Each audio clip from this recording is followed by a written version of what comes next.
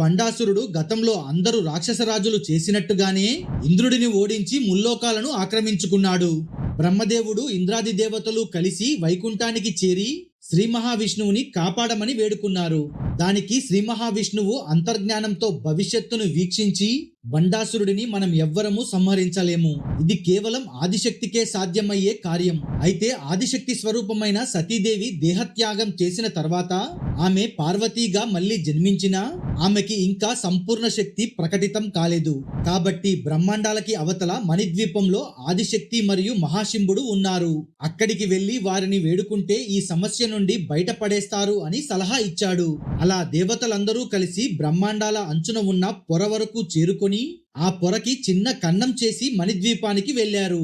అక్కడ ఆదిశక్తి మరియు మహాశింభుడు కనిపించడంతో వారిని స్తుతించారు. అప్పుడు మహాశింభుడు, మీరు ఇక్కడికి ఎందుకు వచ్చారో మాకు తెలుసు.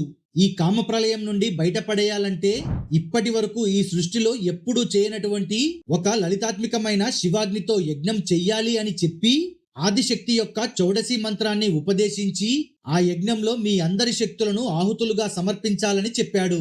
వాయుదేవుడు తన అపార శక్తితో గాలిని వీచగానే ఆ సముద్రంలోని నీరంతా తొలగిపోయి ఒక మహాగోతిలాగా మారింది. ఆ గోతిలో మహాశంభుడు తన అంతర్గత చిదాగ్నిని రగిల్చి ఒక జ్ఞానాగ్నిని రగిల్చాడు. దేవతలందరూ చౌడసి మంత్రాన్ని జపిస్తూ యజ్ఞాన్ని ప్రారంభించారు. ఈ యజ్ఞం గురించి అసురులకు తెలిస్తే ప్రమాదమని భావించిన శ్రీ మహావిష్ణువు అసురమోహిని అనే మహామాయను సృష్టించి అసురులను మోహింపజేయమని పంపించాడు. అప్పుడు అసురమోహిని ఇంకొంతమంది మోహినీలను సృష్టించి ఆమె వారందరితో కలిసి బండాసురుడు, అతని అనుచరులు మరియు అసుర సైన్యాన్ని మోహింపజేశారు.